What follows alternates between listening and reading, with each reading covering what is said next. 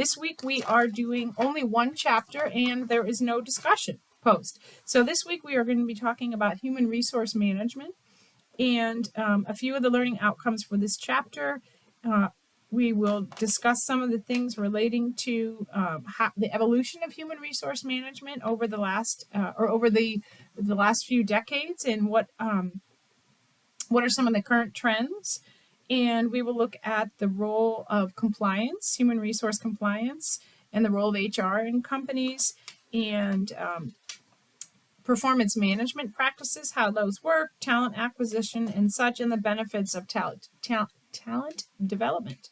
So chapter 11, human resource management, and the text that starts on page 339. So if you're following along in the text, the first section starts to talk about, it's just really an introduction, and talks about, what we are looking at in the last 10 to 40 years relative to trends in human resource management.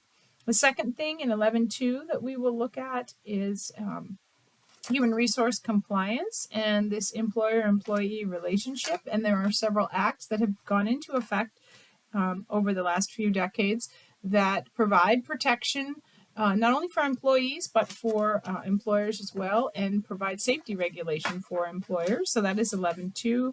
11.3, talking about performance management and what practices and processes are important in human resources across the board. And so you will, and that really goes back over the last 20 to 50 years, what some of the concepts are and what some of the practices are that work the best. And then we go into 11.4 that talks about influencing employee performance and motivation, and a little bit about ideas as to how we increase motivation, right? Or spur motivation, and how we measure and promote high levels of performance within our organizations. And so there's something, Exhibit 11.3, you might want to take a look at the total rewards model and how folks, what type of rewards at work really motivate them. And then we go into looking at a few other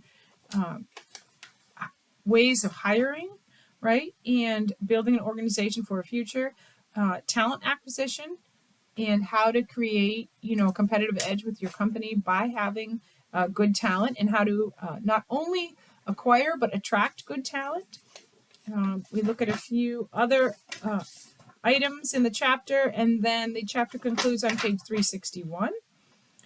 There are several key terms from the chapter, but really, the human resource components, compliance, trends, those are the things that we're looking at from this chapter. Now, chapter 11, it is just textbook reading this chapter and answering a few questions. So it's a little bit lighter than a typical chapter, trying to get everybody caught up so that we are all on the same page. A few of you are still missing homework from previous chapters. Get that into me so that you can get some credit, right?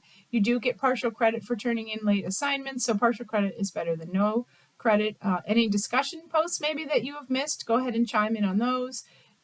Let me know again if you are struggling with any material, struggling with time, struggling with any personal issues that may warrant you extra time either now or at the end of the course. The key thing is communication, right? So make sure that you let me know what's going on with you, and I'm trying to get everybody back on the same page after our large spring break that really kind of threw this 12-week course a little bit off track. So if you have questions for me, I will continue to try to update the grade book. And if you see anything in the grade book that is missing that you think you turned in, please let me know. If you see something in the grade book that is marked a 0 from a previous week, that means I don't have it.